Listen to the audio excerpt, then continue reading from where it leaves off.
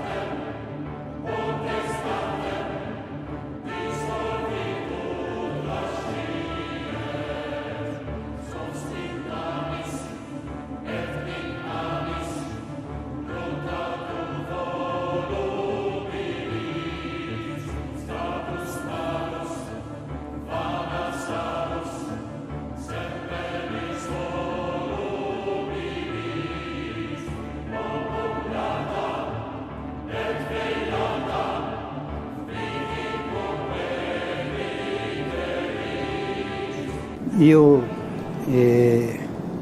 vorrei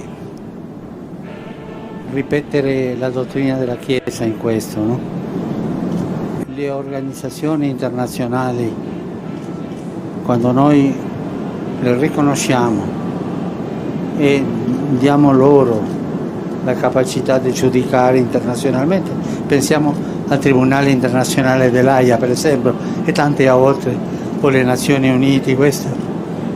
Quando loro parlano, se siamo un'umanità dobbiamo ubbidire, o le Nazioni Unite, questo. Quando loro parlano, se siamo un'umanità dobbiamo ubbidire. È vero che non sempre le cose che sembrano giuste per tutta l'umanità saranno giuste alle nostre tasche, ma si deve obbedire le istituzioni internazionali. Per questo è stata creata le Nazioni Unite, stanno create i tribunali internazionali, si deve obbedire le istituzioni internazionali. Per questo è stata creata le Nazioni Unite, stanno create i tribunali internazionali.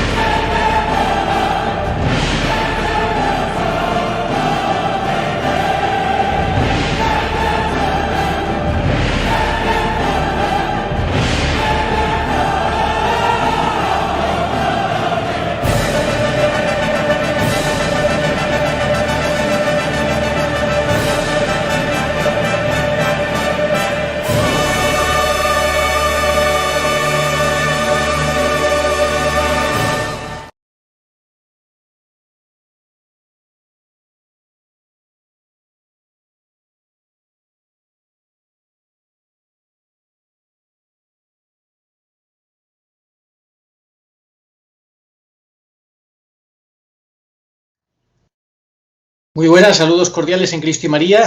Hoy es día de catequesis con Agustín Aranda. Muchos estabais esperando esta catequesis de hoy.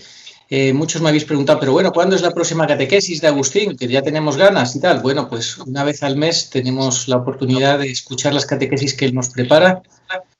Y hoy el tema que vamos a tratar es sobre el Apocalipsis. ¿Qué nos quieres contar hoy? Querido Agustín, cuéntanos. Hola, muy buenos días, Arturo. Hemos titulado el programa de hoy, la charla que vamos a mantener hoy, de esta manera: El Señor vuelve pronto, el Apocalipsis según Castellani, recopilación del padre Alfredo Sáenz. Vamos a hacer un recorrido por el último libro de la Revelación, el Apocalipsis de San Juan, de los padres Leonardo Castellani y Alfredo Sáenz. El primero hizo una extensa labor interpretativa de este último libro de la Revelación, y el segundo, Alfredo Sáenz, que aún vive, Leonardo Castellani falleció en 1981, basándose en la obra de Castellani, recopiló toda esa perspectiva, todas esas enseñanzas de Leonardo Castellani sobre el libro del Apocalipsis. Para Castellani, el libro del Apocalipsis no es algo enigmático, prácticamente hermético. No tendría sentido que el Señor hubiera dejado este legado si fuera un misterio irresoluble o un enigma incognoscible. Lo que sucede es que hay que saber interpretarlo, porque tiene un estilo literario que hace que no se pueda leer de manera lineal, como si fuera una novela, sino en espiral, y tiene varios estilos diferentes que se van alternando.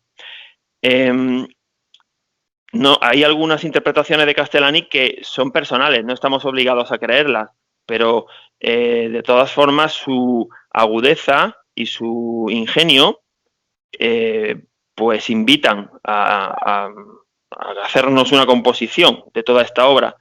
En esta introducción traemos dos citas de dos personajes que a nuestro juicio subyacen en la recopilación del padre Alfredo Sáenz.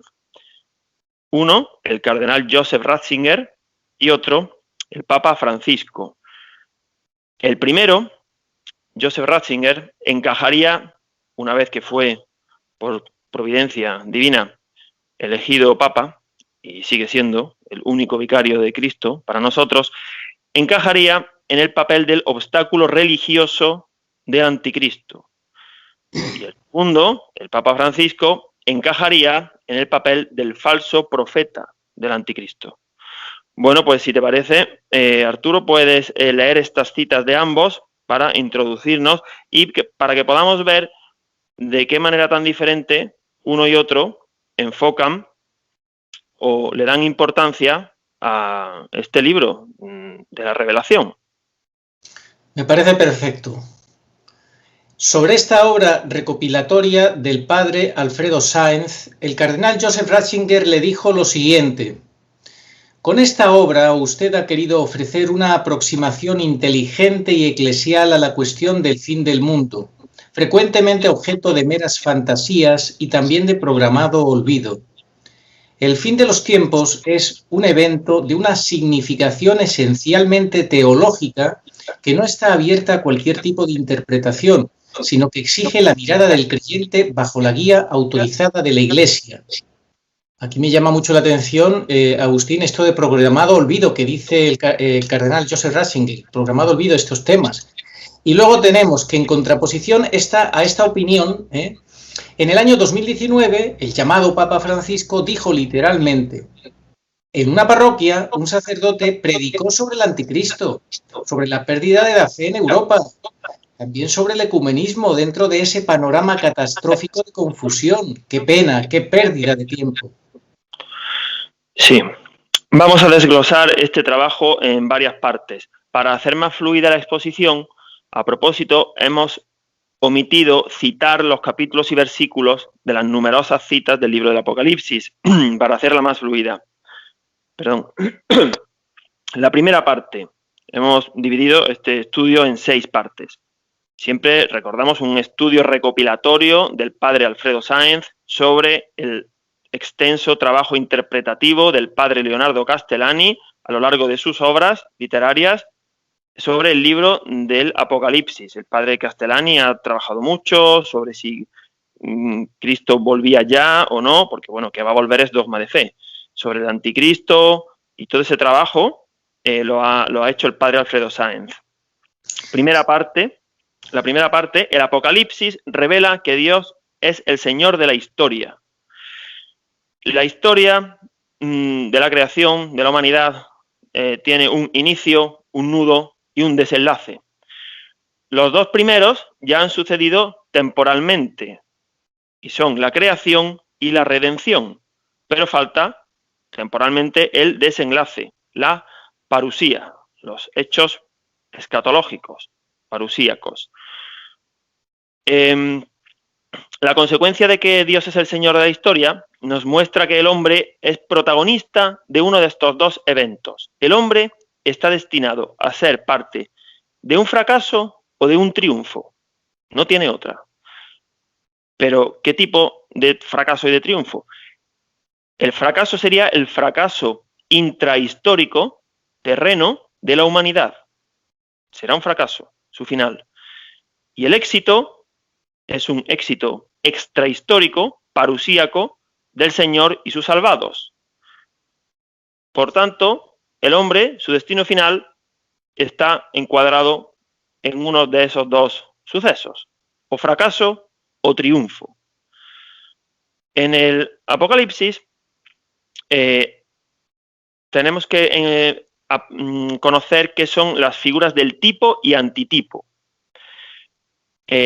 Toda profecía se desenvuelve en dos planos y se refiere a la vez a dos sucesos, uno cercano y otro lejano, pero ambos relacionados entre sí. El profeta, desde un suceso cercano, proyecta lo que va a suceder en un suceso lejano. Por ejemplo, en su discurso escatológico, el Señor predijo la destrucción de Jerusalén y que al final de los tiempos habría una tribulación como no la hubo jamás, y que no pasaría aquella generación sin que todo eso sucediera.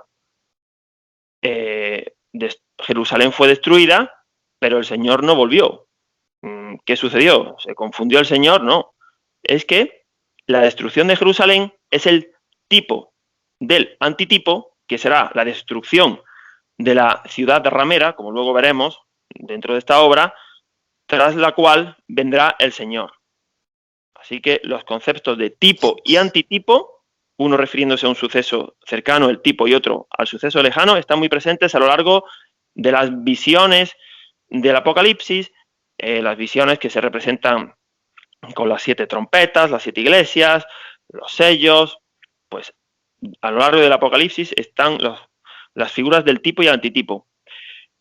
En el caso del Apocalipsis, esta profecía de la Iglesia, esta profecía que abarca el tiempo desde la ascensión del Señor hasta los hechos escatológicos, los hechos escatológicos son la parusía, que inicia el final de los tiempos, de los nuevos tiempos, o el final no del mundo, sino el final de un mundo tal y como lo conocemos.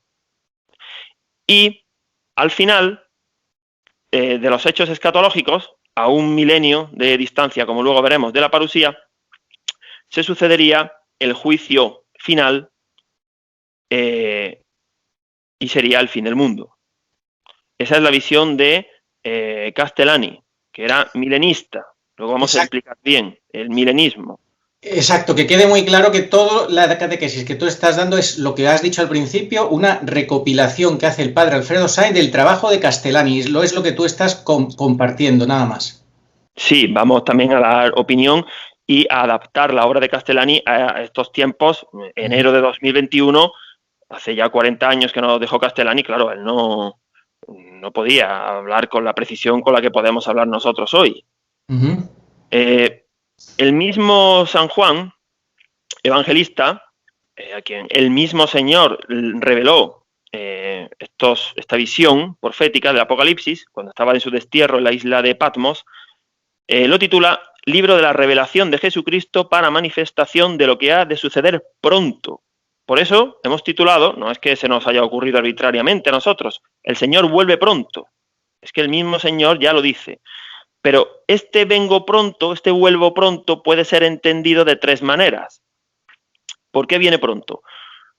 La primera manera, se puede entender trascendentalmente. Si tenemos en cuenta la cantidad de millones de años que tiene el universo, pues es muy poco tiempo el que transcurre entre su primera venida y su segunda venida. Por eso el Señor dice, vuelvo pronto. Por otro lado, puede ser entendido, bueno, aquí hacemos una explicación de lo que Castellani creía tomándolo de San Irineo de Lyon y de la antigua tradición judio-cristiana de los padres primeros de la Iglesia, que el tiempo transcurrido desde Adán hasta el juicio final sería de 7 milenios. Por eso el séptimo milenio es el descanso del Señor. Los 2 primeros milenios corresponderían a la ley natural, desde Adán hasta Noé, el justo Noé.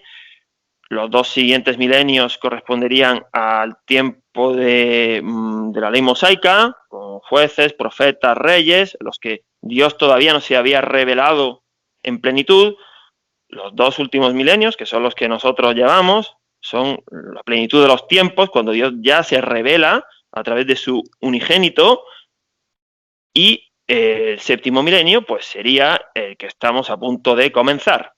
Entonces, al final del sexto milenio, San Irineo de Lyon, en quien se basó mucho, Leonardo Castellani, sitúa el final de los tiempos y el inicio de los hechos escatológicos. Bueno, decíamos que ese vengo pronto se puede entender místicamente, porque es muy poco el tiempo que transcurre entre que el Señor viene la primera y la segunda vez en comparación a la duración del universo. En segundo lugar, el primero era trascendentalmente, el segundo místicamente, porque tenemos que estar preparados. Nadie va a escapar a su juicio particular. Ahí el Señor ya vamos a su encuentro para recibir nuestro premio o nuestro castigo. Por tanto, tenemos que tener muy presente, aunque estuviéramos en el siglo XIV o tengamos 20 años y estemos en la flor de la vida, que el Señor vuelve pronto. Y en tercer lugar, con la expresión vengo pronto, pues la podemos tomar literalmente, porque igual que la destrucción de Jerusalén sucedió al poco tiempo del discurso escatológico del Señor, pues a medida que vamos avanzando, nos vamos acercando, cada vez queda menos para que vuelva el Señor. Bien, el estilo literario del libro del Apocalipsis. ¿Qué estilo tiene? Bueno, tiene varios estilos. Hay exégetas que lo han interpretado todo de forma alegórica. Es un error, tiene parte interpretarlo así todo, porque sí tiene partes alegóricas, como por ejemplo la bestia de 7 cabezas y 10 cuernos. No existe ninguna bestia así. Tiene partes literales, como la del ejército de 200 millones. O que San Miguel encadena por 1000 años a Satanás. Es una enseñanza de la Iglesia que todo lo que pueda ser interpretado literalmente se ha de interpretar literalmente. Pero en el libro del Apocalipsis abunda el estilo literal simbólico. Y en razón de la teoría del tipo-antitipo, ese sentido es doble. Por ejemplo, la primera bestia puede significar simultáneamente a Nerón y al anticristo. La gran ramera, la ciudad gran ramera, puede significar a la Roma pagana como tipo y a la ciudad que será la capital del anticristo, suceso más lejano, que sería el antitipo. Así que el estilo del Apocalipsis es literal simbólico. Por eso, si alguien lo quiere leer todo de corrido, pensando que todo es alegórico o todo literal, pues sin los conocimientos previos, pues claro que no lo comprenda, porque hay que saber leerlo. El tema central del Apocalipsis es la persecución de los fieles y el triunfo final de Cristo y de sus salvados, de su iglesia.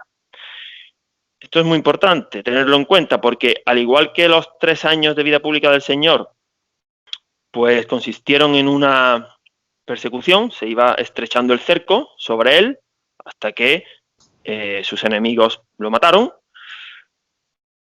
El Señor fue traicionado por uno de su colegio apostólico. Pues eso mismo le va a suceder a la Iglesia en su singladura, que va a terminar siendo perseguida y traicionada por alguien de su colegio cardenalicio, por un falso profeta que ocupará el máximo puesto en la Iglesia católica. No hace falta decir cuál es el máximo puesto. Sí, recuerda que eso mismo dijo Monseñor Fulton Sheen, que será elegido entre los obispos. Claro. Bueno, pues ese es el tema central. la persecución de los fieles y el triunfo final de Cristo, pero es un libro de esperanza. Se inicia con la visión gloriosa del Cordero y termina con la visión beatífica de los nuevos cielos y la nueva tierra, con las bodas del Cordero. Es decir, que no es un libro de catástrofes. Lo que pasa es que igual que la Pasión del Señor, pues humanamente fue trágica, fue sangrienta, fue un deicidio, muy dura, claro, pues eso mismo le va a suceder a la Iglesia al final. El Apocalipsis, bueno, se va develando a lo largo de los septenarios, las 7 iglesias, las 7 trompetas, y es una ayuda para interpretar los signos de los tiempos. Esto de interpretar los signos de los tiempos ya lo dijo el Señor, que de hecho tachó de hipócritas a aquellos que sabían interpretar que iba a llover y que llegaba el verano cuando la higuera florecía.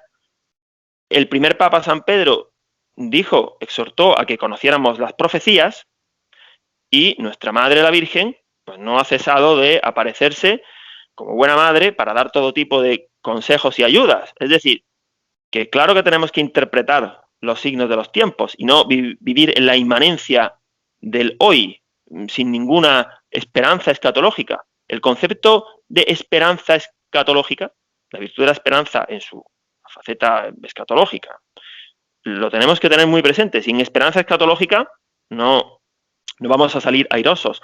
La esperanza es de las 3 virtudes teologales, una vez aprendí yo, esto no es que venga en el estudio de Castellani, como la hermana pequeña de la fe y de la caridad. Pero es fundamental porque va tirando de ellas. La fe y la caridad es la mayor, de hecho la caridad es la que perdura en el cielo, pero es que sin esperanza las otras desfallecen. Así que el Apocalipsis es un libro de esperanza. Si te parece, Arturo, puedes leer qué decía Leonardo Castellani sobre la segunda venida. Decía que era imprevisible e imprevisible. La venida segunda es imprevisible. Y es previsible a la vez. Es imprevisible en cuanto al tiempo exacto, pero a medida que se aproxime, se le olerá en el aire, como las tormentas. Pero no por todos, sino por muy pocos. Le pasa al Apocalipsis lo que a todos los libros proféticos, que solo se vuelven claros a medida que se van cumpliendo las profecías. Es natural que, habiendo pasado 2000 años desde la primera venida y encontrándonos nosotros más cerca del fin de la historia, lo que decías tú antes, que ahora lo podemos ver un poco más claro, 40 años más tarde, repito, es natural que, habiendo pasado 2000 años desde la primera venida y encontrándonos nosotros más cerca del fin de la historia, estemos más capacitados para entender mejor las cosas relativas a las ultimidades. Sí, el Apocalipsis es una gran profecía que engloba lo que se llama el tiempo de la Iglesia. Afirma San Juan Evangelista que Cristo es, el que era y el que va a venir. Es el mismo. Al decir el que era, se refiere a que fue en su primera venida. Al decir el que es, se refiere a que Dios es eterno, vive en un eterno presente, como cuando la zarza ardiente dijo yo soy, o en Getsemaní, yo soy un presente. Y el Señor es el mismo que vendrá. Bien.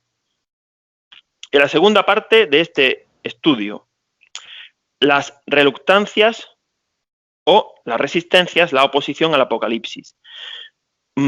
Es un libro que, bueno, a mucha parte de la falsa iglesia, a lo largo de esta época, de estos 2000 años, pues no le ha caído bien, no le ha gustado.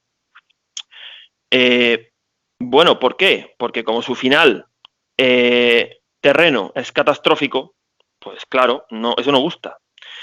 Entonces ha sido, pues, no tenido en cuenta, no ha sido predicado lo suficientemente, ha sido malinterpretado, ha sido rechazado. Pero claro, la verdadera iglesia lo que tiene que hacer es acogerlo. Las oposiciones al Apocalipsis vienen de la falsa iglesia, vienen del mundo entendido como el mundo por el que Cristo no ora, como enemigo de la carne. Y del modernismo, del cual ya hablamos en el programa anterior, los textos escatológicos son el blanco de las iras de los modernistas. El Señor dijo, bueno, que antes de su venida iban a suceder hechos, bueno, cataclismos en el espacio, terremotos, pero más allá de esas señales dio 3 signos que tenemos que tener en cuenta para que sepamos que su venida sucederá después de esos signos. Uno es la predicación del Evangelio en todo el mundo, cosa que ya hoy podemos dar por sentada prácticamente con las nuevas tecnologías. El segundo es el fin del vasallaje de Israel, o sea, ya Israel es un estado independiente desde hace tiempo, ya ha pasado la generación de la higuera, los 70 años, desde 72 llevamos ya, desde su constitución. Y el tercero, como hace un siglo dijo el Papa Benedicto XV, pues el mundo parece que está instalado en un periodo continuo de guerras, de tensiones, y ahora, como está todo globalizado, pues claro, hace 2 siglos, pues bueno, no era tan fácil que los continentes entraran en conflictos, pero ya sí. Todos esos síntomas no son todavía la señal de que ya está operativo el reinado, el tiempo del anticristo, pero son un preludio. O sea, que ya estamos en el preludio, porque se cumplen estos 3 signos antes de que el reinado del anticristo sea efectivo. Y después del reinado del anticristo, al que se le acabará el tiempo concedido por Dios, vendrá el Señor en su parusía. Hay que afrontar estos hechos, pues no cayendo en el pesimismo ni en el optimismo. El pesimismo, pues, quita esa visión esperanzadora, escatológica, y el optimismo, muy típico del progresismo, pues consiste en pensar que la humanidad va a ir evolucionando indefinidamente en un progreso, el hombre triunfará. Pues no. Hay que sacarse esas teorías filosóficas humanas de la cabeza, porque no va a ser así el final de la humanidad. Bueno, por eso el Apocalipsis finalmente también ha sido olvidado, negado. Una gran parte de la Iglesia o niega directamente o hace como que no tiene en cuenta la segunda venida del Señor. Es que un verdadero católico tiene que desear y tener presente y creer en la segunda venida del Señor.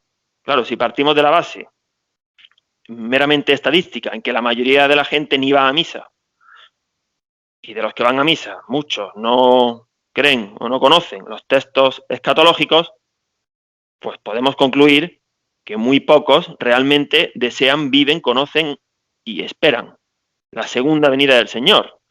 Que esa era la enfermedad de esta sociedad, de este mundo. Decía Leonardo Castellani que la enfermedad mental específica del mundo moderno es pensar que Cristo no vuelve más. Y, en consecuencia, aparecen pues los lumbreras, ¿no? Los genios, dice, pululan los profetas que dicen, yo soy, aquí estoy, este es el programa para salvar al mundo. Es que tenía un ingenio tremendo Castellani, era muy divertido. La Carta de la Paz, el Pacto del Progreso, la Liga de la Felicidad, la UNA, la ONU y la INAM. Bueno, lo estás viendo ahora con Bergoglio y sus pactos de educación, de economía, etcétera, etcétera. Sí, luego lo veremos. Y entonces así, negando la segunda venida, pues caen en el filosofismo, naturalismo, laicismo, protestantismo, liberalismo, comunismo, modernismo o la fraternidad masónica tan de moda hoy día, ¿no? Tan actual con la última encíclica Fratelli Tutti. En fin. Ya el Señor dijo algo que, bueno, este versículo es que realmente es para llorar de pena, aunque contiene muchísima esperanza, pero dijo, yo vine en nombre de mi Padre y no me recibisteis, pero otro vendrá en su propio nombre y a ese lo recibiréis. Palabra de Dios. San Juan fue el que acuñó el término anticristo, decía que había anticristos. San Pablo lo llamó el hombre, el ánomos, el hombre de iniquidad. Bueno, se refieren a ese mismo personaje, un demonio encarnado. El anticristo es el vicario del dragón, de Satanás. Por eso, no, luego lo veremos, no pueden, pero ya adelanto, que no pueden coexistir simultáneamente de forma pública el vicario de Cristo, el Papa Benedicto XVI, con el anticristo, que es el vicario de Satanás. Cuando uno que está parcialmente retirado y el otro que no se ha manifestado en plenitud, cuando uno sea del todo retirado, el vicario de Cristo será cuando el vicario de Satanás aparezca. Que lógico. Tiene lógica. Vamos, dentro de que los hombres entendemos hasta donde Dios nos concede, pero si el Señor no hubiera querido que supiéramos nada, no hubiera dado toda esta revelación. Quiere que conozcamos.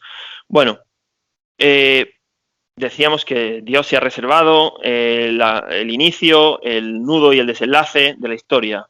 Creación, redención y parusía. Tercera parte, el Apocalipsis como drama. Esta parte es larga porque, como todo poema dramático, el Apocalipsis tiene sus personajes. En primer lugar, dice Leonardo Castellani, Cristo y el dragón. Bueno, son los dos jefes, los dos capitanes de los equipos, ¿no? Ante todo, Cristo, el Señor de la historia, detalla Leonardo Castellani. Y al hilo de la descripción de Leonardo Castellani, nosotros vamos a hacer un ruego a los sacerdotes. Vamos a decir algo de nuestra cosecha al hilo de esta descripción de Leonardo Castellani. Por un lado, el Señor es el principal protagonista escatológico, es el Cordero quien abre el libro sellado, manifestando así su dominio plenario sobre los acontecimientos históricos.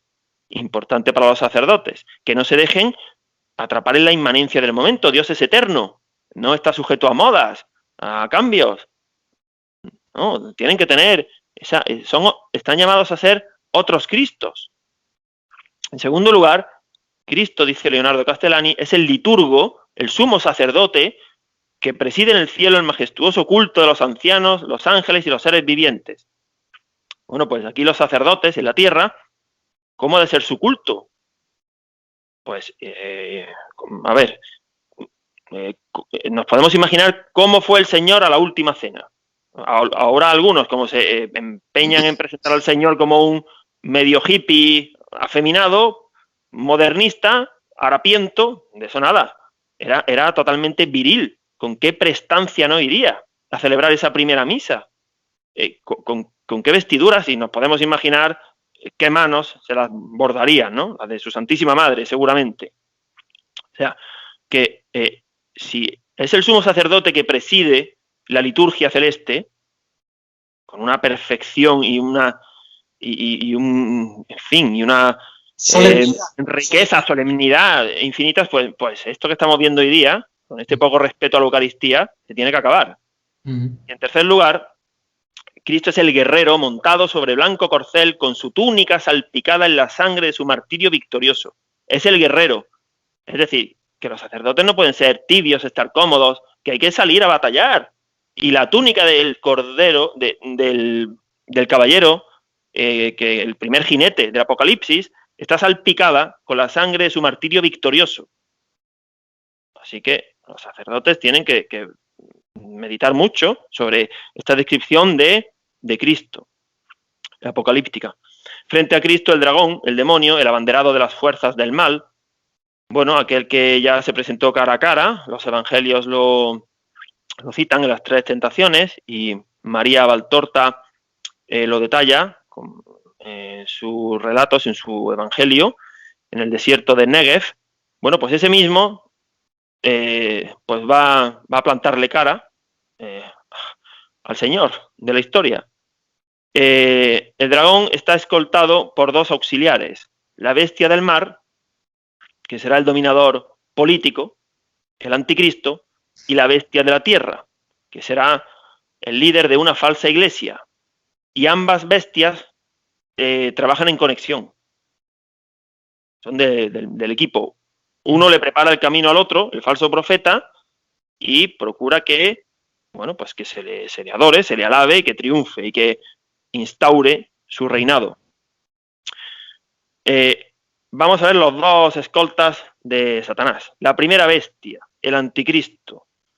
Pues puede leer, Arturo, la descripción que Leonardo Castellani nos daba de la primera bestia.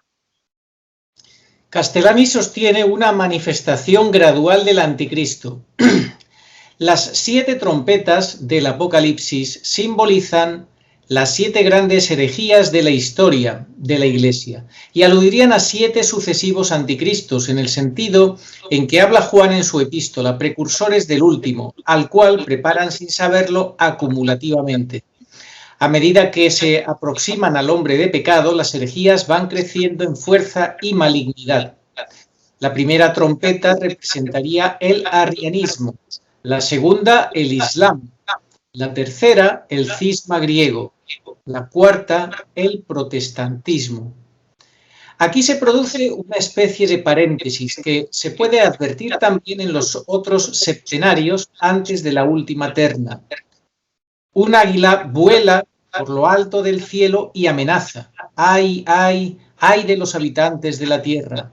Es el aviso de que la catástrofe se avecina. La quinta trompeta sería la Revolución Francesa con su enciclopedismo. La sexta, el enfrentamiento de los continentes. La guerra como institución permanente.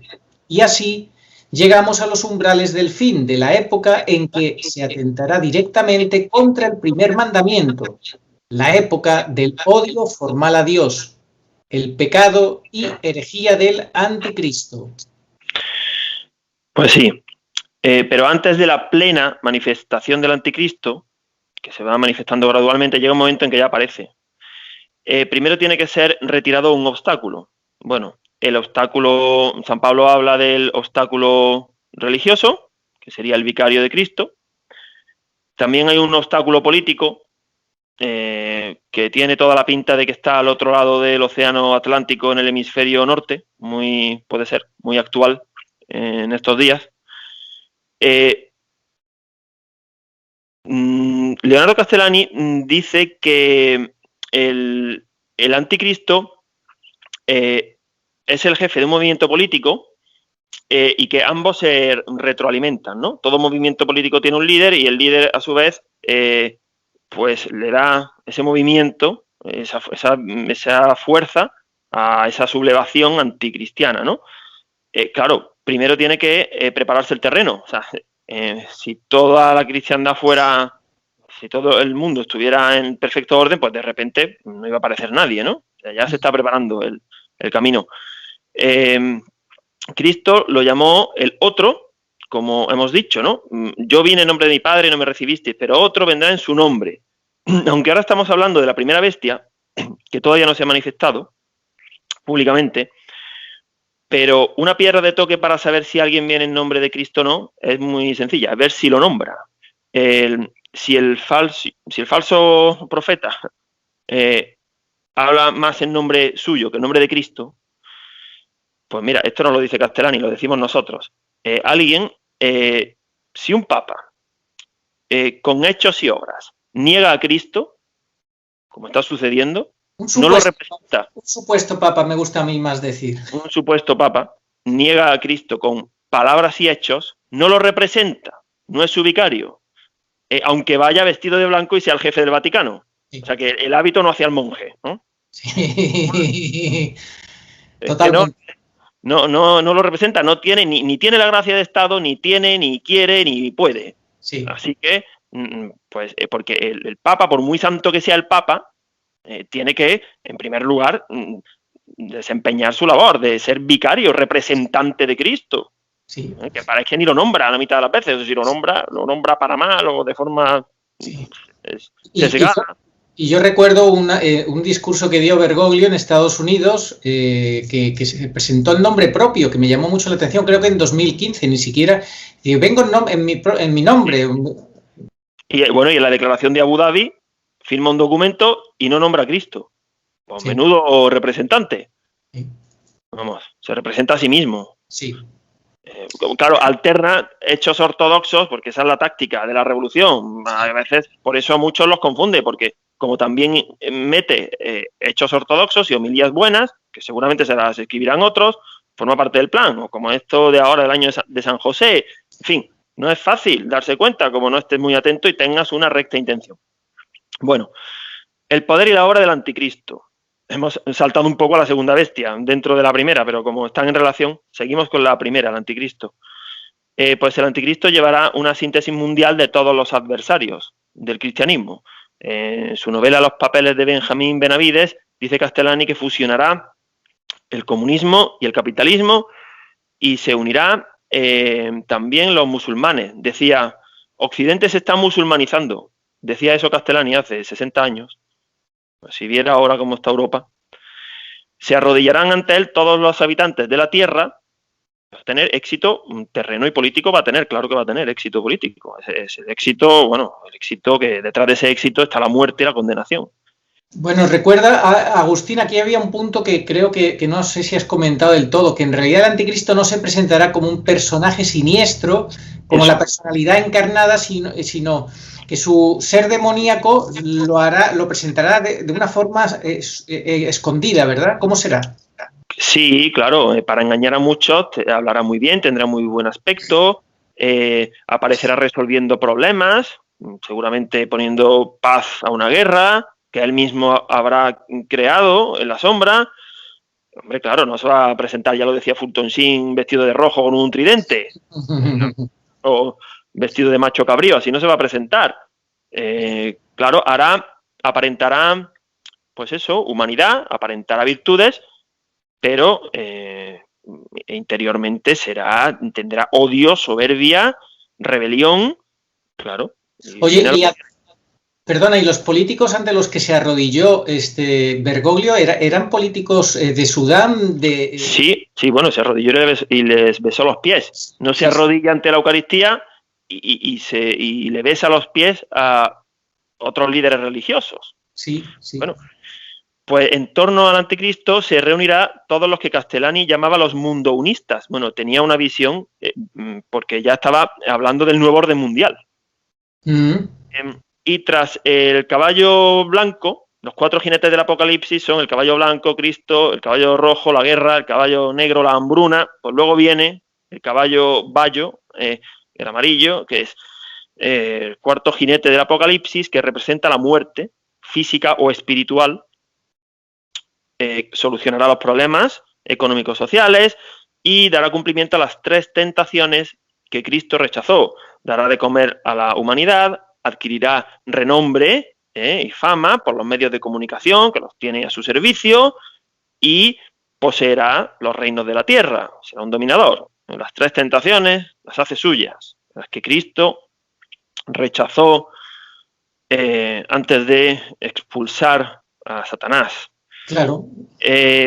Tratará el anticristo de destruir lo que queda de cristiandad, pero aprovechando sus despojos. O sea, él va a usar los templos físicamente, permitirá una religión adulterada, falsa, claro, porque es lo que quiere. No le interesará tanto matar, porque matará a los profetas, a los que públicamente lo denuncien.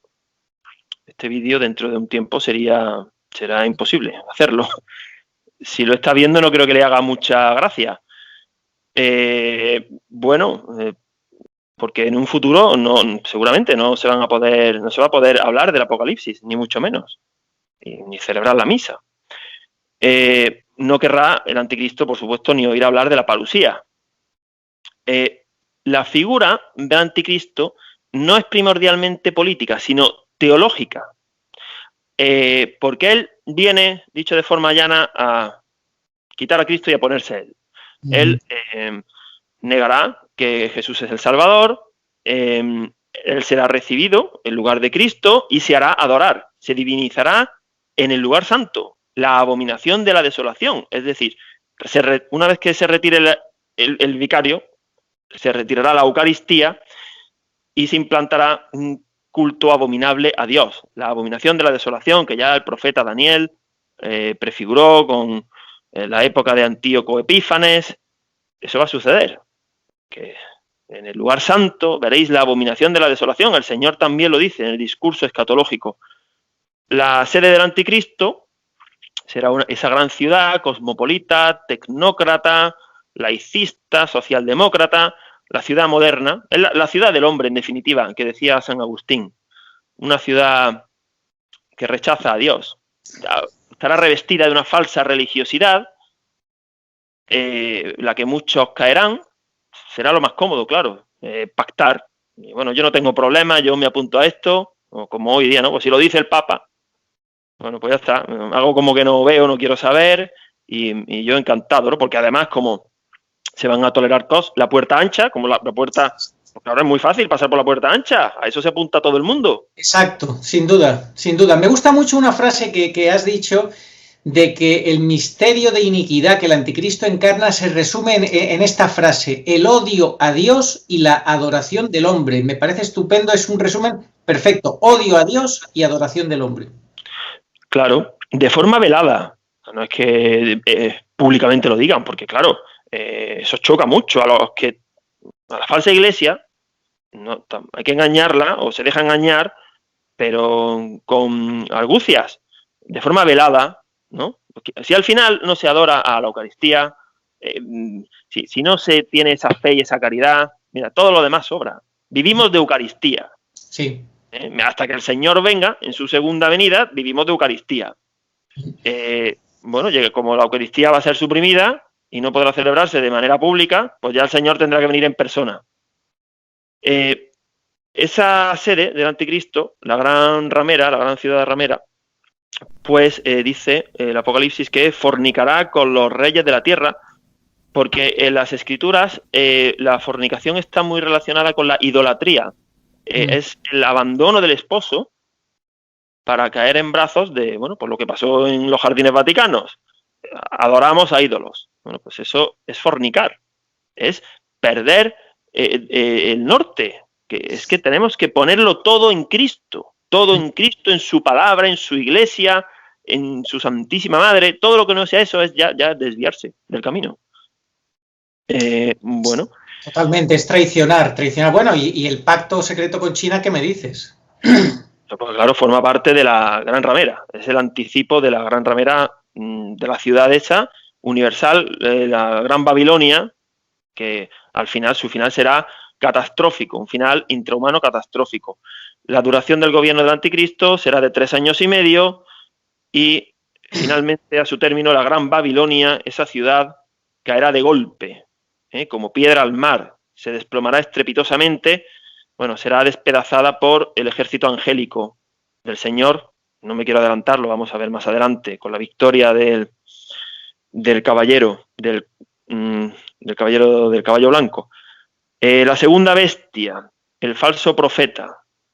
Si quieres, Arturo, puedes empezar a describir a esta segunda bestia, el falso profeta.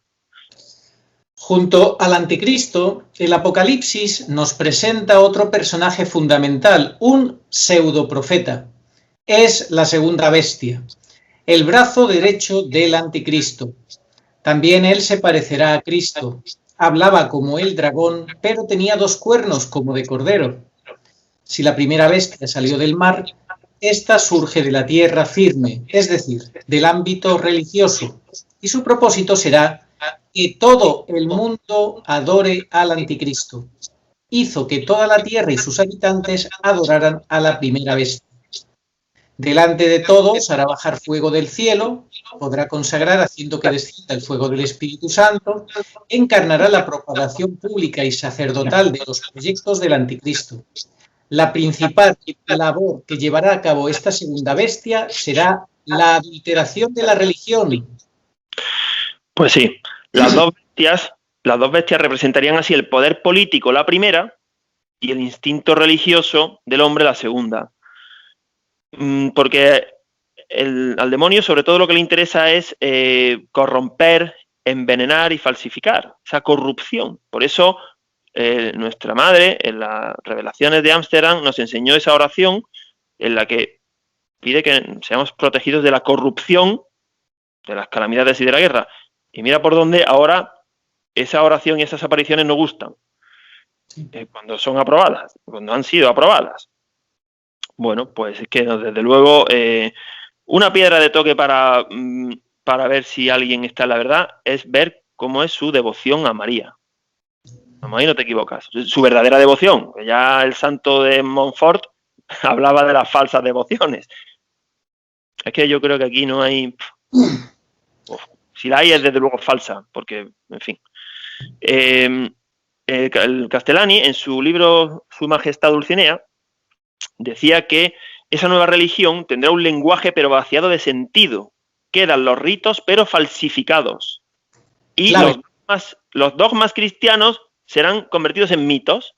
Bueno, todo es relativo, esto es para rígidos, en la época de Cristo no había grabadoras, Dios nos ama a todos, en fin, todos somos hermanos. Bueno, pues nada, se va diluyendo todo, y esa es la falsa religión. Tiene como música de fondo, suena, parece que es lo mismo, pero claro que no es lo mismo. Bueno, esto es buenísimo. En la ficción de Castellani coexisten dos papas, el verdadero León XIV y el falso pero oficial Cecilio I, con sede en Roma. Increíble. Aquí tenemos a nuestro Cecilio I también, y a nuestro León XIV. Y el Apocalipsis nos muestra el templo profanado, no destruido. La religión se mantendrá, pero adulterada, sus dogmas conservados en las palabras, pero vaciados de contenido y rellenados de sustancia idolátrica. Es la abominación de la desolación.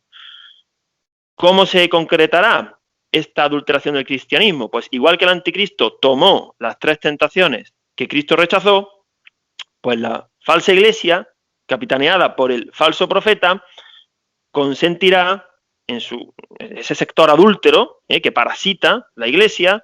Lo que pasa es que empezó siendo minoritario cuando empezó infiltrándose hace tiempo con la masonería eclesiástica, y ahora ya el cáncer se ha extendido. Ahora ya lo que es minoritario es la verdadera iglesia, en número, ¿no? En estadística. Casi como en la época de San Atanasio, ¿no? Sí. Pues esa iglesia adúltera consentirá las 3 tentaciones. Será una iglesia abocada a lo temporal, pensando pues en los bienes terrenos, la pobreza material, los pobres, la salud del cuerpo únicamente, lo terreno, lo que se acaba. Me gusta esa frase que has puesto, que dice que no hay que destruir los templos sino la fe. Claro, es la fe. Lo mismo que con San Atanasio. Decía, ellos tienen los templos, nosotros la fe. Exacto, pero dejar la apariencia, como muy bien has dicho, todo es una mera apariencia, es todo como los decorados de cartón piedra de las películas de Hollywood. Son decorados aparentemente, sí, pues parecen unos pueblos, pero es todo cartón piedra. Es la falsa. Si ya en la primera venida del Señor había una falsa iglesia, la falsa iglesia de la apariencia, los fariseos, los escribas, los entendidos, con su templo, sus ropajes, sus sacrificios, sus purificaciones, y esa soberbia que tenían y esa dureza de corazón, pues la falsa iglesia, contra la que el Señor vino a combatir, vamos, cara a cara, ¿no? Eso lo dice Castellani, ¿no? De los fariseos se ocupó él, personalmente, por eso lo mataron, fueron a por él, claro. Esa iglesia falsa, liderada por el pseudo profeta, la segunda bestia, además de centrarse en la primera tentación, los bienes terrenos, la salud del cuerpo, también dará paso a una agitación burocrática que sustituirá a la contemplación, a la Eucaristía, a la adoración, que es la base, es el alimento, y cae pues en eso, el pacto de la educación, el pacto de la ecología, la economía, en fin. Pues.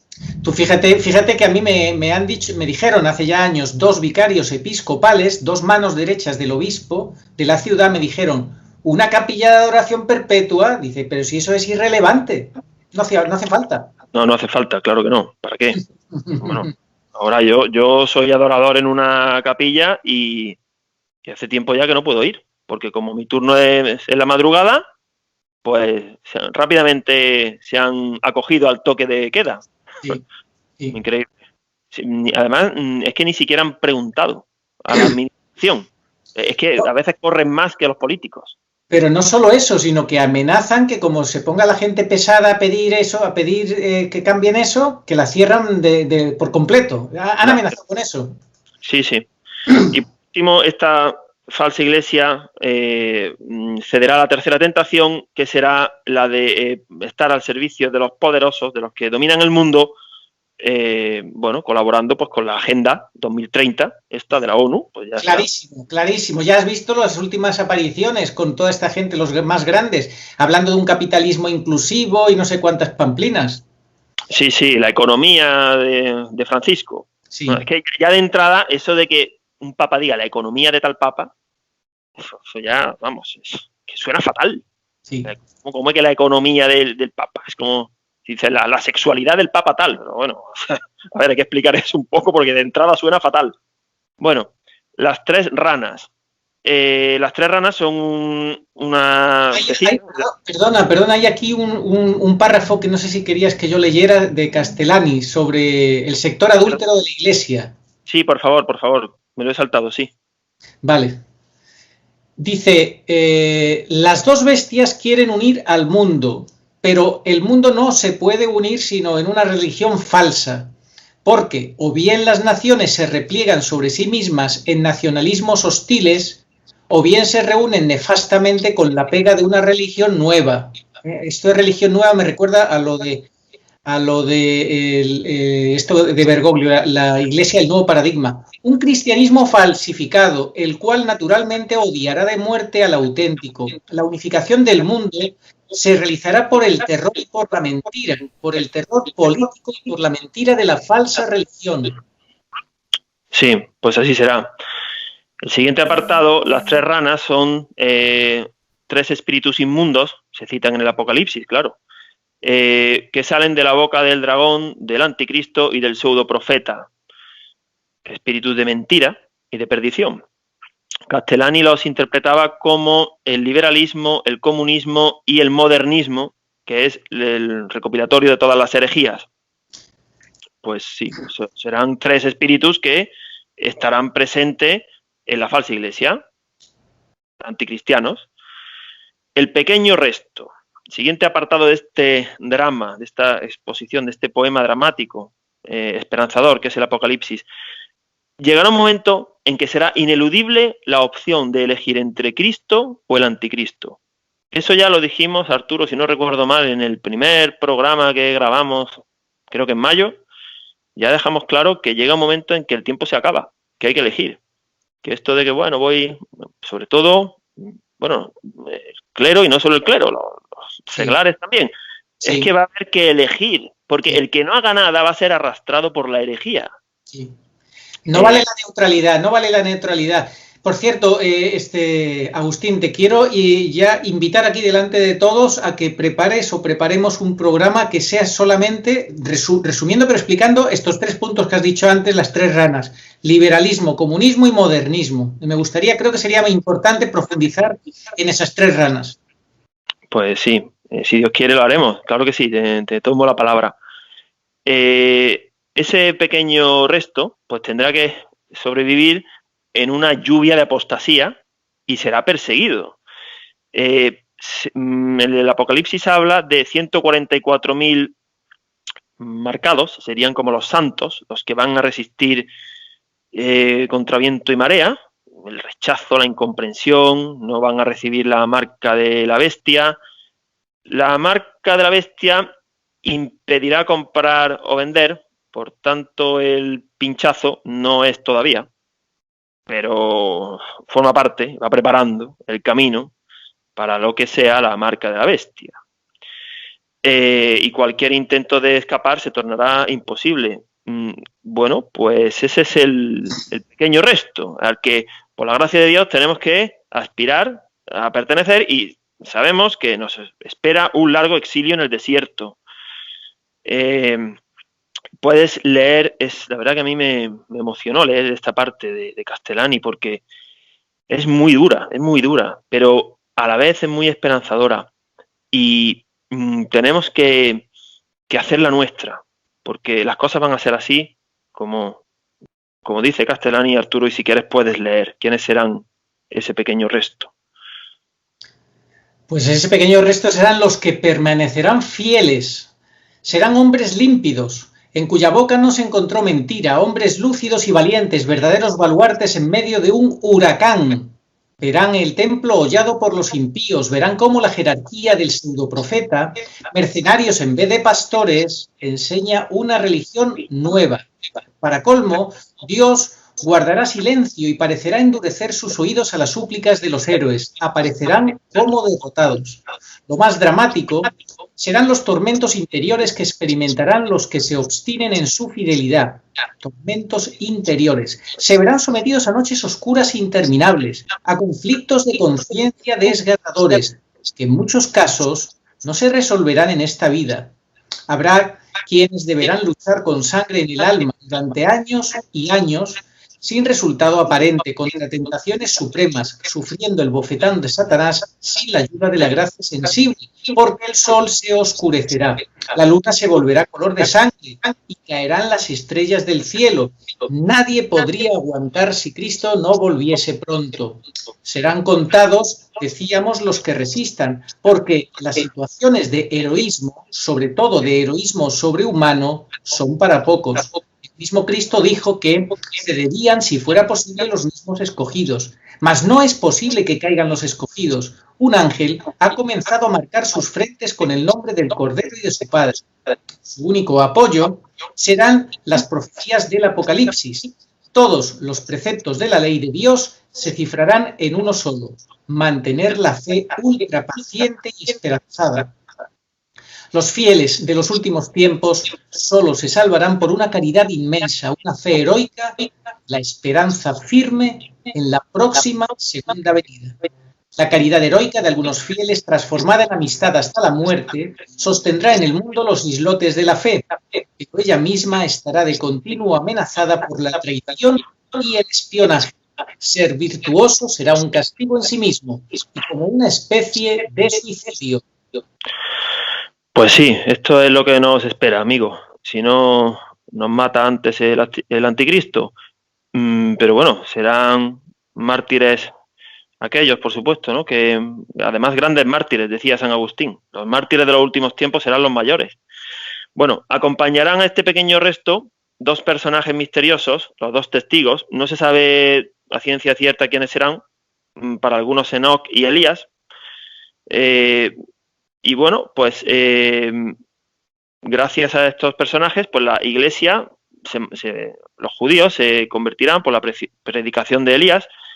El anticristo les hará la guerra, los vencerá y los matará.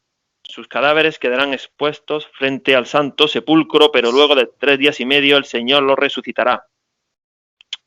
Bueno, la Iglesia católica en los años del anticristo. Pues Castellani nos ha dejado una forma de gobierno, nos ha explicado cómo va a ser el gobierno del anticristo, que por supuesto, pues a la verdadera Iglesia católica va a tratar de exterminarla. Este demonio encarnado, hará gala de humanidad y humanismo, aplastará a los santos y abatirá la ley, tanto la de Cristo como la de Moisés. Triunfará 3 años y medio. Será divinizado, soberbiamente divinizado. Reducirá a la Iglesia a su extrema tribulación. Fomentará una falsa iglesia, matará a los profetas.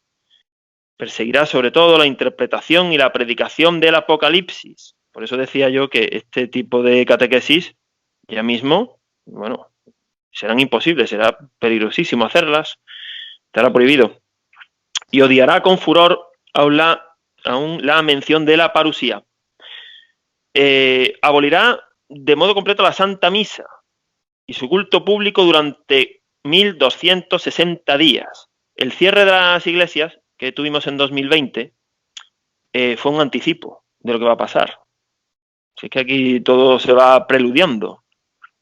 Y instaurará un culto malvado que implicará en sus actos apostasía y sacrilegio. Y civilmente implantará un estado policial. O sea, al que pillen yendo a misa, ese lo van a matar. Es decir, hay que pasar a la clandestinidad, formar pequeñas comunidades, ser muy prudente, huir al desierto. Ahora lo vamos a ver en el siguiente capítulo. En el reinado del anticristo habrá una estrepitosa alegría falsa y exterior, cubriendo la más profunda desesperación, lo contrario de la esperanza escatológica. Siguiente apartado de este drama. El reinado de la mentira, dicho en otras palabras, de la falsedad de las apariencias, ¿no? Sí, tiene pinta como de, el que se tira toda la noche con las drogas, emborrachándose, y se lo pasa muy bien, pero luego amanece y al día siguiente está hecho polvo y se ve rodeado de su propio vómito, hecho un guiñapo. Pues algo así, ¿no? La mujer coronada. El capítulo 12 del Apocalipsis nos habla de otra mujer, la mujer coronada. es la mujer la buena de la historia, ¿no? No la mujer, la gran prostituta. Un signo magno apareció en el cielo, una mujer vestida de sol y la luna debajo de sus pies. La luna representa el mundo, la mujer vence. Y en su cabeza una corona de 12 estrellas, y gestaba en su vientre y clamaba con los dolores de parto y con el tormento de dar a luz. La tradición ha visto en la parturienta a la iglesia y a la sinagoga a la vez, a la sinagoga de los judíos convertidos, que se convertirá en una parte al final de los tiempos. Aunque los católicos tampoco tenemos reparo en ver a María como madre de la iglesia. Algunos decían, bueno, si tiene dolores de parto, claro, su parto fue virginal e indoloro, el parto de nuestro Señor, pero a nosotros que somos sus hijos, sí le damos dolores. A la madre le damos disgustos. Ya lo creo. Y bueno, pues ahí había otra mujer, la fornicaria o la gran ramera, que simbolizaba la Babilonia pecadora o la religión pervertida, ¿no? Esa ciudad de la falsa religión. Esas dos mujeres representan las dos ciudades de San Agustín, en eterno conflicto, la ciudad de Dios y la ciudad del hombre. Cuando la mujer estaba por dar a luz, un fiero dragón rojo se detuvo delante de ella con la intención de devorar al hijo, y ahora viene algo muy esperanzador. Dice, el dragón, lleno de furia, persiguió a la mujer. Es decir, va a tratar de matar a sus hijos, a la iglesia. Mas el Señor le dio 2 alas como de águila, con que voló al desierto, donde sería alimentada durante 1260 días. O sea, no va a poder exterminar a la iglesia católica. Ya lo dijo el Señor, las puertas del infierno no prevalecerán. Lo que pasa que, como dijo el Señor, cuando venga el Hijo del Hombre hallará fe en la tierra. Muy poquita.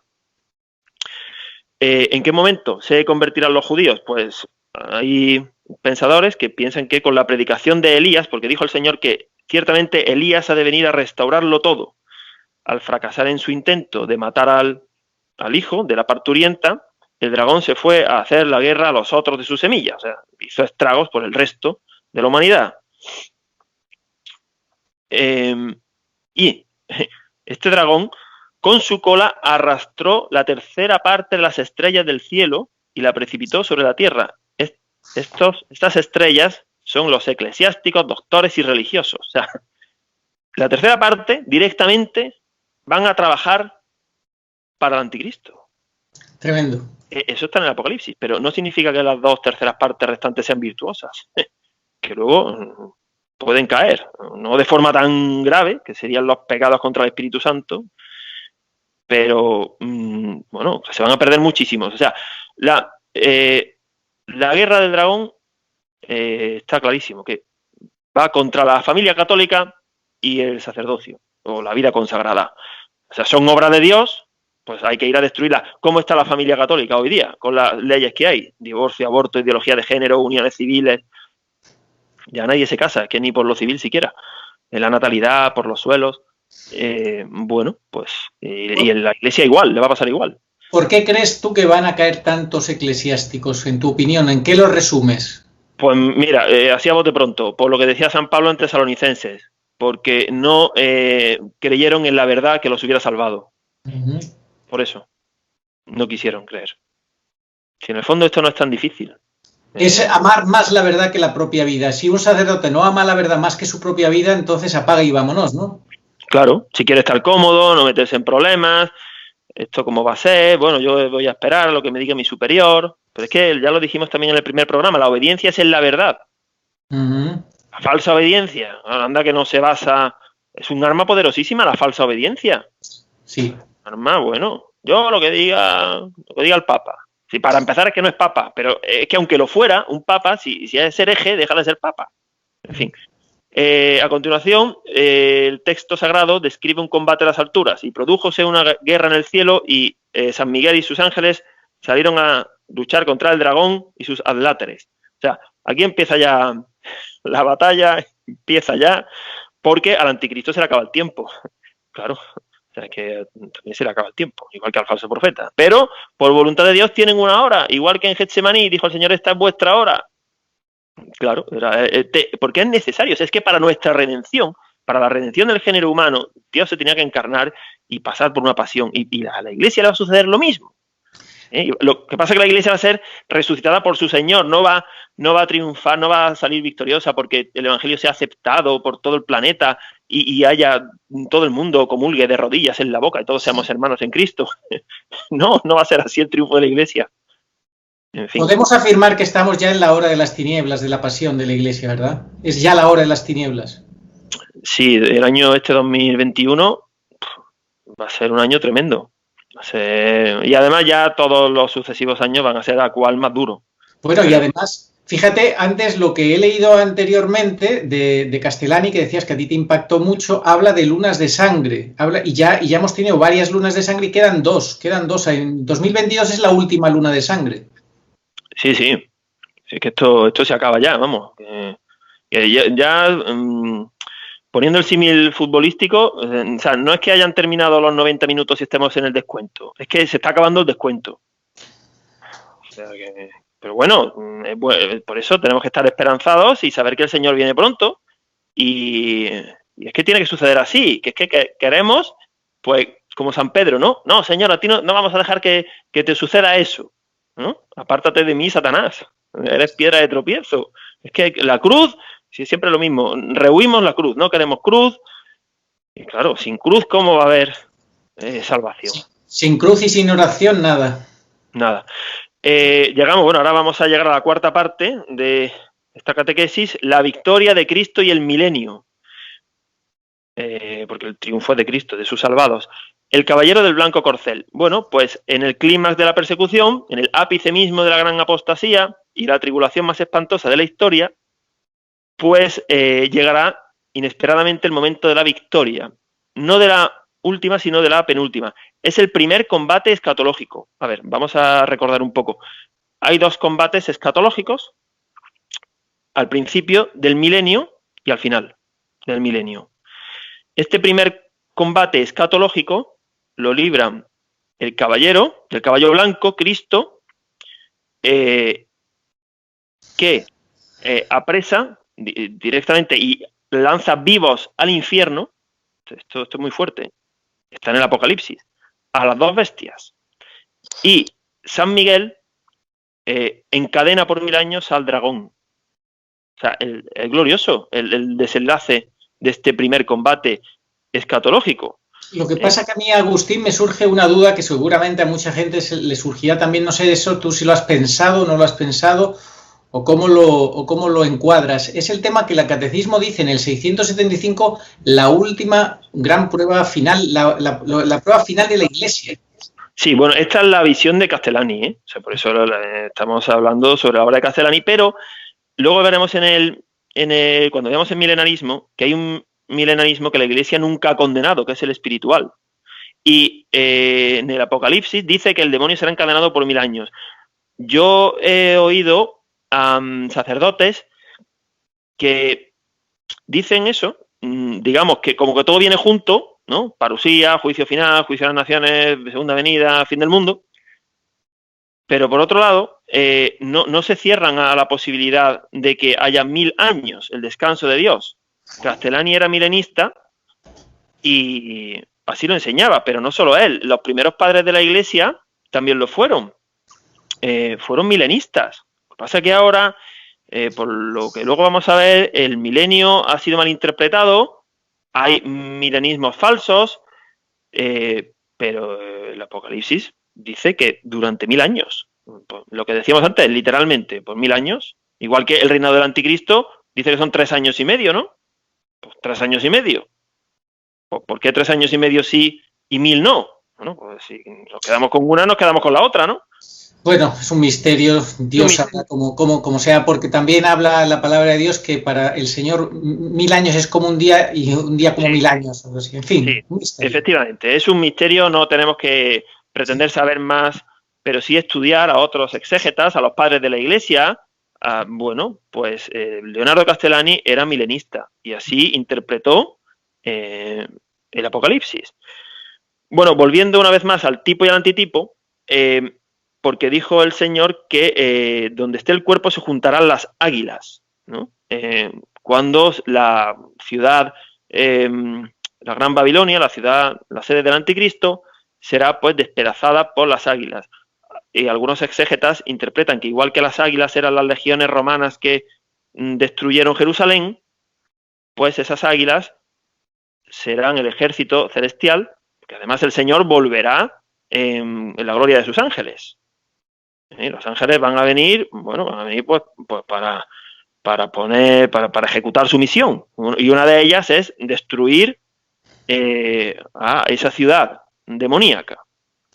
Por eso, permíteme muy rápidamente que anime a todos los que estén viendo este vídeo a tener devoción a San Miguel Arcángel, a la coronilla de San Miguel Arcángel, que en el canal de oración todos los días la estamos haciendo. ¿Coronilla para qué? Pues para que estemos en unión con los 9 coros angélicos en esta batalla final.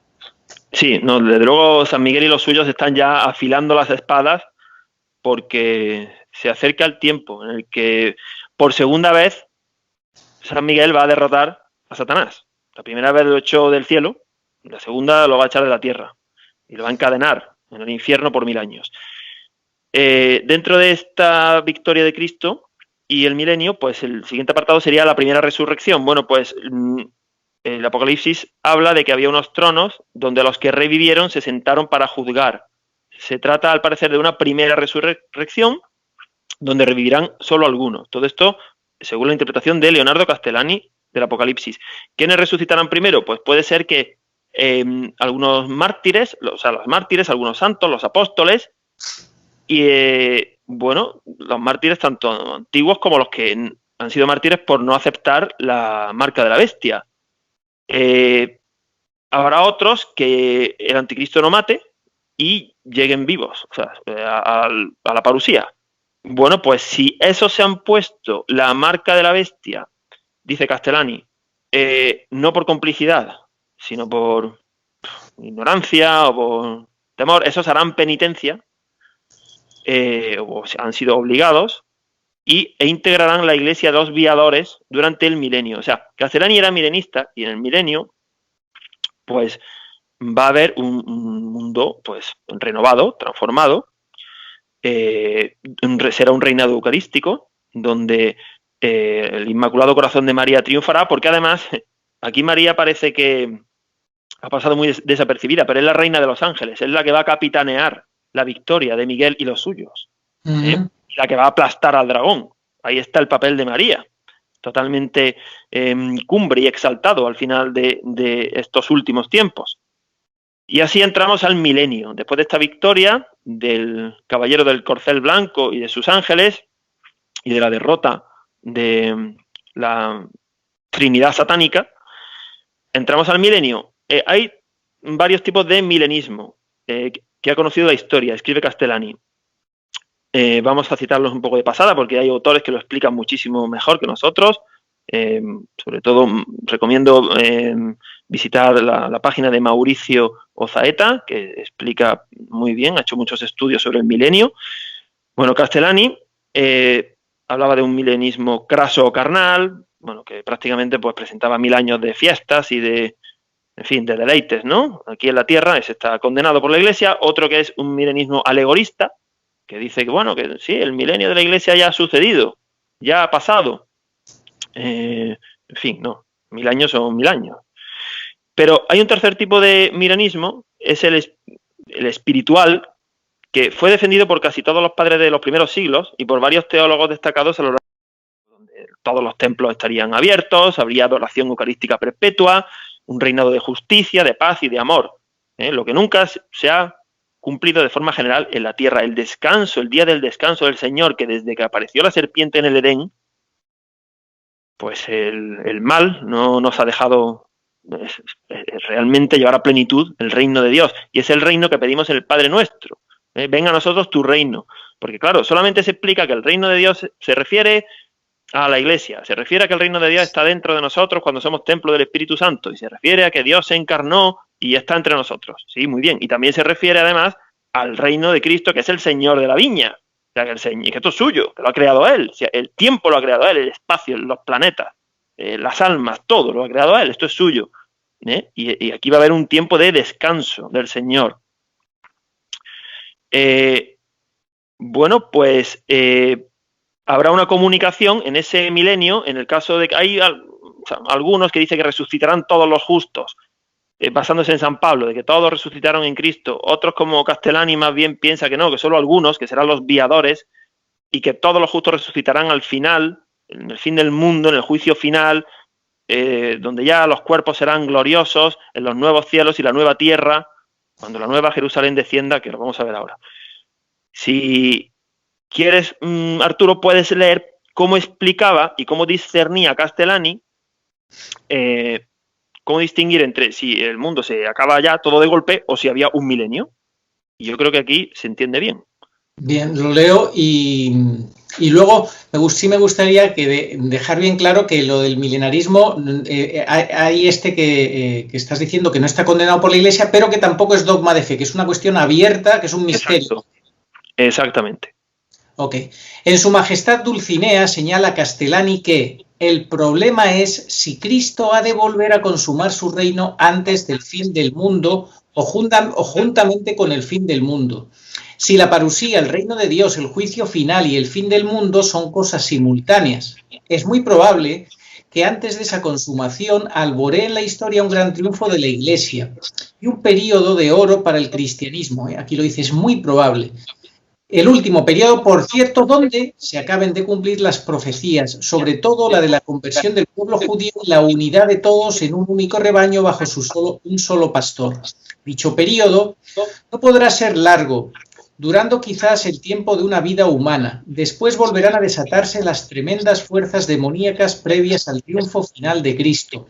Pero si Cristo ha de venir antes a vencer al anticristo y a reinar por un tiempo en la tierra, es decir, si la parusía y el juicio final no coinciden, sino que son dos sucesos separados, según lo sostienen los padres más antiguos, entonces no hay que esperar a que el próximo triunfo temporal de la Iglesia, la persecución, se irá haciendo cada vez más intensa, casi insoportable, debiendo ser abreviada por la segunda venida de Cristo, que inaugurará un largo periodo de gloria y de paz. Como resulta obvio, nuestro autor se inclina decididamente por la segunda variante. Claro, es que de la mera observación vamos justo en dirección contraria a que toda la humanidad sea hermana en Cristo, haya paz, justicia, amor, leyes católicas. Bueno, es que esto no hay más que observar, vamos. No tiene pinta, ¿verdad? De que humanamente o políticamente toda la sociedad se impregne de, como decía el cardenal Manning, ¿no? Todo lo contrario, se expulsa a Cristo. O sea, no queremos que éste reine sobre nosotros. Lo mismo le sucede a la Iglesia. Lo mismo que oyó el Señor en el pretorio, no queremos que éste reine, y lo mataron. Eso oye la Iglesia. No queremos, la verdadera Iglesia, claro. No queremos que ésta reine sobre nosotros. Es la gran apostasía. Entonces, Castellani, claro, se decantaba por la segunda variante, la milenista. Sí. Bueno, la quinta parte. El último remezón o la última sacudida, el último susto. Esto es como en las películas, ¿no? Cuando se terminen, siempre parece que ya está todo tranquilo y al final aparece otra vez el malo para su derrota final. Cuando se terminen los 1000 años, prosigue el texto revelado, es que además lo que dice Castellani es que es del Apocalipsis, porque es verdad que no es dogma de fe, pero por eso el Apocalipsis ha sido tan mal interpretado o tan silenciado, porque no es fácil, o sea, no es fácil realmente. Porque además, como se va entendiendo a lo largo de la historia, pues claro, hasta el final no lo ves bien. Y ya cuando lo vas viendo bien del todo es cuando ya está el desastre, ¿no? Preludio del triunfo. Cuando se terminen los 1000 años, será Satanás soltado de su prisión y saldrá a seducir a las naciones de los 4 extremos de la tierra, a Gog y a Magog, y a reunirlos para la guerra. ¿Quiénes son Gog y Magog? Bueno, pues aquí hay que ir a Ezequiel, Antiguo Testamento, en fin. Al cabo de los 1000 años, porque el mundo se va enfriando, siempre ha habido resistencias, aunque va a estar el demonio encadenado 1000 años, y va a ser mucho más raro que haya pecado, pero siempre resistencias. Es un poco como decía el padre Castellani, como en la cristiandad, ¿no? En Europa, en el siglo XIII, sí, eran todos reinos cristianos, lo cual no significaba que no hubiera enemigos dentro, ¿no? Que se rebelaron. Y en este segundo combate escatológico, cuando fue el dragón liberado, porque además todo el mundo se va a tener que retratar. O sea, aquí no... En fin, para ser santo hay que dar testimonio de Cristo y vencer al mal. Pues bajó, en este segundo combate escatológico, bajó fuego del cielo y devoró al diablo y a los suyos. Dice, fue arrojado al lago de fuego y azufre, donde también están la bestia y el falso profeta. Esos ya estaban allí, llevaban 1000 años porque Cristo los arrojó. Y serán atormentados día y noche por los siglos de los siglos. En este segundo combate escatológico ya no se habla de la venida de Cristo. Dice que baja fuego del cielo, tiene toda la pinta de que es Dios Espíritu Santo,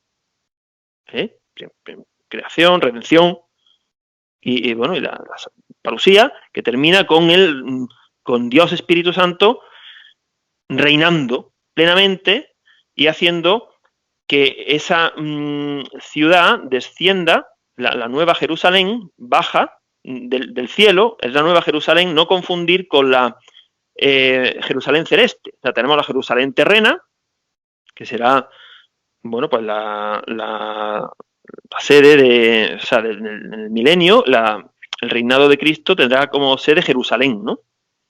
Luego está la Jerusalén celeste, pero la que baja en las visiones de apocalípticas es la nueva Jerusalén, que es la novia del Cordero. Pues después de que el fuego del Espíritu Santo derrota definitivamente al dragón, baja esa nueva Jerusalén engalanada para las bodas del Cordero. Y es como si se fusionaran ya cielos y tierra, nuevos cielos y nueva tierra, el Señor hace nuevo todo, y por eso su reino no tendrá fin. Eso ya lo decimos en el credo. Su reino no tendrá fin, porque claro, si se acabara el milenio y no hubiera nada, pues su reino tendría fin, pero es eterno, Dios es eterno. Pero los milenistas sostienen que tiene que haber un descanso del Señor. Ayer además en las lecturas en la carta de los Hebreos ya se habla del descanso, no entrarán en mi descanso, en las lecturas de la misa. O sea, es que el descanso del Señor está en las Sagradas Escrituras. Pues después de la derrota de Gog y Magog, en fin, pues serían los últimos ayudantes del demonio. El vidente, San Juan, dice, vi a los muertos grandes y pequeños de pie delante del trono. Fueron abiertos unos libros y luego se abrió otro libro, que es el libro de la vida. Los muertos fueron juzgados según lo escrito en los libros, conforme a sus obras. El que no se halló inscrito en el libro de la vida fue arrojado al lago de fuego. Es decir, oremos para que nuestros nombres estén inscritos en el libro de la vida, para que seamos marcados como esos 144.000, o de forma más sencilla, para estar en gracia de Dios, recibir dignamente al Señor en la Eucaristía y ser templo del Espíritu Santo. Y entonces nuestros nombres estarán escritos en el libro de la vida. Castellani hace la precisa observación de que el hombre en su día, pues con la Torre de Babel quiso construir una ciudad que llegara al cielo y fracasó. Y el final, en el juicio final, pues es la Nueva Jerusalén la que desciende, ¿no? En sentido inverso. Bueno, es una apreciación interesante de Castellani. Y en medio está la Gran Babilonia, que es la ciudad del mundo, la que domina, bueno, pues que también será destruida en la parusía, en el primer combate escatológico. Y por último, la sexta parte, la conclusión, ¿no? No, pues la conclusión es que no podemos tener ni optimismo ni pesimismo, sino esperanza escatológica. Y recordemos una vez más, el hombre será partícipe de uno de estos dos sucesos, o del fracaso intrahistórico de la humanidad en pecado apartada de Dios, tratando de construir esa ciudad terrena apóstata, o del éxito extrahistórico, parusíaco, que es el éxito de Cristo y sus salvados. O sea, vamos a estar en uno de esos dos, en un fracaso o en un éxito. Claro, es que la gente quiere estar en un éxito terreno, mundano, es que ese no existe. O sea, es que el triunfo no es del hombre por sí mismo, el triunfo es de Dios y de los suyos. Por eso no gusta el Apocalipsis, ni claro, no hay nada, ¿no? El Apocalipsis es un libro de esperanza, no es un libro para infundir miedo. Castellani trae la parábola de las vírgenes necias y prudentes, que pronuncia el Señor después de, dentro de un discurso escatológico, el Señor vuelve. Pero había 5 vírgenes que no es que fueran impías, es que eran imprudentes, eran tibias, estaban dormidas y no esperaban. ¿Cómo no esperaban al Señor? Bueno, sí, dicen que viene, pero no lo tengo yo muy claro, ni se sabe cuándo, tengo tiempo. Pues nada, llegó el Señor a la hora que no esperaban, porque mira que el Señor nos avisa. Si es que el Evangelio está lleno de avisos. Estad preparados, estad alerta, no sabéis el día ni la hora. Bueno, pues esas vírgenes necias representan a esa iglesia tibia, que no cree, que no espera. La enfermedad que decía Castellani, la enfermedad de este mundo es que no cree en la segunda venida del Señor. Sí. Y para terminar, si quieres, Castellani, puedes leer este párrafo tan audaz de Castellani en su novela Juan 23-24, ¿por qué hay esa tibieza, ¿no? ¿Por qué falta esa gallardía, esa valentía para ser guerrero, profeta? Y describe muy bien qué le puede pasar a esa última iglesia. Sí. En su espléndida novela, Juan 23-24, entre paréntesis, le hace decir al simpatiquísimo Papa argentino de la ficción, qué curioso, Papa argentino de la ficción, mira, andaluz, cuando la iglesia anda mal no coincide la vocación del sacerdote con la del profeta, y esto es señal infalible, que entonces los sacerdotes desconocen y aún persiguen a los profetas, y eso pasaba en mi patria. Pero cuando la iglesia anda bien, entonces es compatible el ser sacerdote con el ser profeta, ser guerrero, ser sabio, ser artista y ser poeta. Pues claro, cuando la iglesia anda bien, pues nos comemos el mundo. Y cuando anda mal, pues nos tragamos el veneno. Un auténtico católico no puede sino desear la segunda venida. Es que tenemos que desearla, estar preparados. Y bueno, pues la conclusión final es que el Apocalipsis no está, el Señor no nos lo ha dado para asustarnos, sino para esperanzarnos y para que permanezcamos, ni para que permanezcamos cruzados de brazos, viéndolas venir, y menos todavía en nuestras maldades o presos de nuestras concupiscencias o de nuestros negocios mundanos, sino que el Apocalipsis ha sido dado para preparar el espíritu para épocas bravías, disponiéndonos convenientemente a enfrentar la apostasía con lucidez y coraje, al tiempo que trabajando en favor de la verdad. Y dicho propósito no será estéril ni quedará sin recompensa. Y para terminar, Arturo, quería recordar algo que decía Castellani, que tenía mucha gracia. Claro, él tenía tantísimas ganas de que el Señor viniera, que decía: es muy bueno que el Señor esté en la Eucaristía, pero sería mejor si viniera ya. Sí. Él, pues, bueno, eso lo verá desde un buen lugar, sin ninguna duda, ¿no? Porque alguien, además, tuvo una vida de persecución, tuvo cruz. A Castellani no le dejaron, él decía, no me han dejado ejercer las 3 profesiones que yo sabía hacer: ser escritor, ser profesor y ni ser cura. Bueno, al final sí lo rehabilitaron, porque además lo expulsaron de forma injustísima de la Compañía de Jesús. Es que no se sabe ni por qué lo expulsaron. Lo expulsaron sin darle explicación, de la noche a la mañana, fuera. Así. En fin. Porque era un hombre libre, y los hombres libres, pero auténticamente libres, pues no son admitidos, lamentablemente, en ningún lado. Y seguramente que le tendrían envidia, porque esta lucidez y esto que escribía era revolucionario hace 70 años. Sí. Claro, y dirían, ¿qué dice este? Anda ya, hombre, tanto personaje, claro.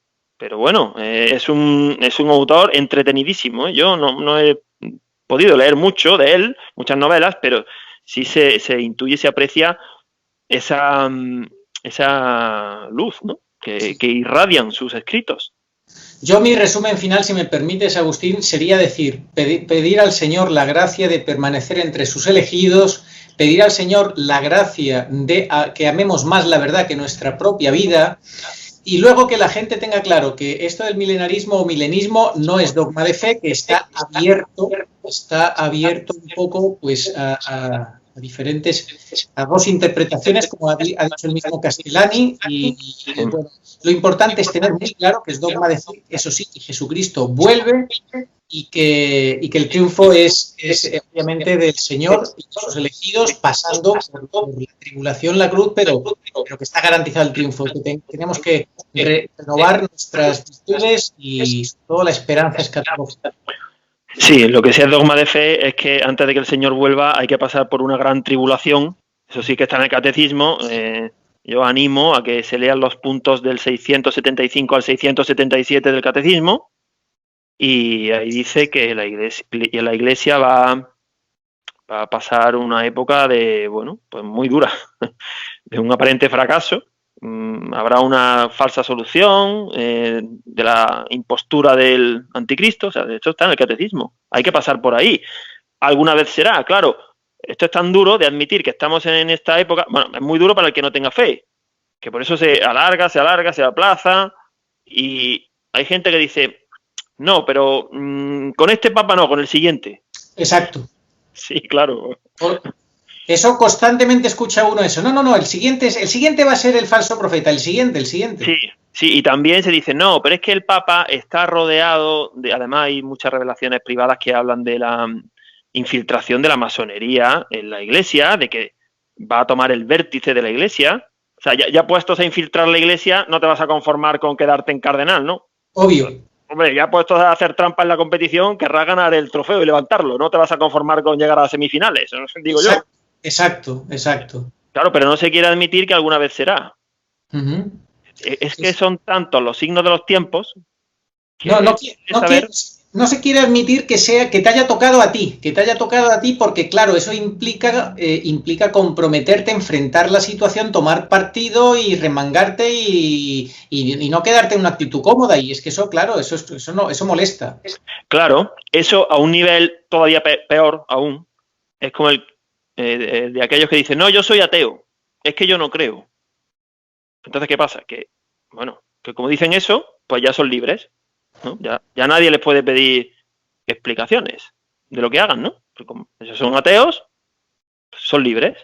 No libres, eso es lo que se creen, son esclavos del pecado, porque la libertad es estar en gracia de Dios. Esa es la verdadera libertad. Pero claro, te compromete, te obliga, te exige, te retrata ante los demás, te causa problemas, cruz. Claro, eso es duro. La obediencia de la fe, que dice en la carta a los Romanos, capítulo 1, la obediencia de la fe. Claro, es más cómodo ser como un niño caprichoso, un niño rebelde, que no quiere obedecer a sus papás. Y es más cómodo, más fácil, pero no. La fe te obliga a la obediencia a Dios, obviamente. Entonces, mira, si nosotros hiciéramos un programa, bueno, no sería tu canal, evidentemente, leyendo, por ejemplo, las encíclicas del actual líder de la Iglesia Católica, imagínate, ¿no? Que nos las preparamos, las leemos. Seguramente íbamos a tener más audiencia, digo yo, no sé, menos problemas, iba a ser más fácil. Nuestro entorno, nuestros familiares no nos iban a decir nada en contra y no íbamos a ser perseguidos por nadie. Sí, pero tendríamos el riesgo de perder la fe. Bueno, y quien pierde la fe, lo pierde todo. Bueno, sí. Bueno, vamos, quiero decirte que es como el que se toma un alimento intoxicado, te pones malo, incluso te puedes morir, te puede envenenado, ¿no? Y como son alimentos envenenados los que da Bergoglio, recuerda lo que decía el Papa León XIII, el peor hereje es el que en un buen discurso te pone unas gotas de veneno. Claro, por eso, ¿qué le dijo nuestro Señor a Pedro? Consérvalos en la fe, o sea, es el custodio de la fe, del depósito de la fe. Ese depósito de la fe ni hay que vaciarlo, ni hay que contaminarlo. Sí. Es como un depósito que sirve de alimento para los demás. Bueno, pues ese depósito está vaciado y contaminado. Claro, beberte eso, tragarte esa pócima venenosa. Sí, de la Iglesia, el nuevo paradigma, que ya nos advertía Castellani sobre esa nueva religión, nueva Iglesia, etcétera. Bueno, y bueno, no sé, ¿alguna última cosa que quieras decir? Pues nada, perseverantes en oración, eso sí, la oración hay que reforzarla, hay que quitarse de la mundanidad, porque el misterio de iniquidad es muy poderoso, tiene sus tentáculos, están por todos lados, los medios de comunicación, antes se decía la prensa, bueno, Internet, ¿no? Las televisiones, los partidos políticos, las modas. Hay que apartarse de eso. Hay que buscar la verdad, hay que irse recogiendo en oración, ser sencillos, y tampoco se trata de hacer nada del otro mundo, hacer examen de conciencia, rezar el rosario, el evangelio diario, amar a tu prójimo, pedir fe, esperanza y caridad. Eso es lo que hay que hacer todos los días. Pero lo que pasa es que como es tan fuerte la corriente, como no estés enmarcado en una pequeñita comunidad, en una pequeña catacumba, en esos refugios en el desierto que estábamos hablando antes, pues difícilmente vas a resistir, ¿no? Sí, porque además es que va a llegar el momento en el que ya no es que cierren los templos, que ya es lamentable y triste. Es que van a quedar abiertos, como hemos explicado, pero para la falsa iglesia. Entonces, pues no, es que ahí no hay que acudir a pequeños cenáculos de oración. Tiene similitud como cuando estaban reunidos los apóstoles en torno a María en oración. Bueno, pues a la espera de que llegara el Paráclito, que llegaría porque el Señor lo prometió, pues así hay que permanecer hasta que llegue ese segundo Pentecostés, que va a llegar también, va a llegar el Espíritu Santo, va a dar ese impulso y esa iluminación a su iglesia para que pueda aguantar en estos 3 años y medio los que el Señor la va a llevar al desierto y la va a alimentar. O sea, no estamos solos, no pensemos que Dios se olvida de nosotros. Eso es una tentación, la tentación de desfallecer. El Señor lo dice, perseverad. El que persevere se salvará. Hay que perseverar. Aunque llegue tiempo en los que no tengamos acceso a la Eucaristía y estemos asustados, bueno, con la prudencia de no exponernos mucho, ¿no? Porque también hay que ser astutos. Pero no desfallecer, porque esto tiene que suceder y bendito sea Dios, que viene pronto. Sí, y tener claro que la Virgen es la protagonista de estos últimos tiempos y que ella nos ha dicho que es el refugio seguro, su Inmaculado Corazón, que ella nos llevará de la mano, nos protegerá, nos guiará, se hará cada vez más, manifestará su presencia con más potencia en la medida que las cosas se pongan más difíciles. Eso también es una promesa de ella, así que nos tiene que dar mucha esperanza. Y finalmente terminar diciendo, bueno, que hoy nos hemos alargado más de la cuenta, pero los que siguen tus catequesis disfrutan mucho contigo y eso pues seguro que se les ha hecho hasta corto. Es decir, que te emplazo a esta charla, a esta catequesis sobre el liberalismo, el comunismo y el modernismo.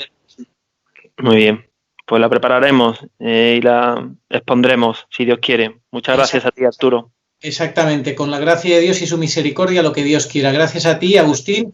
Oración a Nuestra Señora de todos los pueblos, Señor Jesucristo, Hijo del Padre. Manda ahora tu Espíritu sobre la tierra, haz que el Espíritu Santo habite en el corazón de todos los pueblos para que sean preservados de la corrupción, de las calamidades y de la guerra, que la Señora de todos los pueblos, que un día era María, sea nuestra abogada. Amén. Amén. Oh María, sin pecado concebida. Rogad por nosotros que recurrimos a vos. Muchísimas gracias, Agustín. Hasta la próxima, si Dios quiere. A ti, Arturo.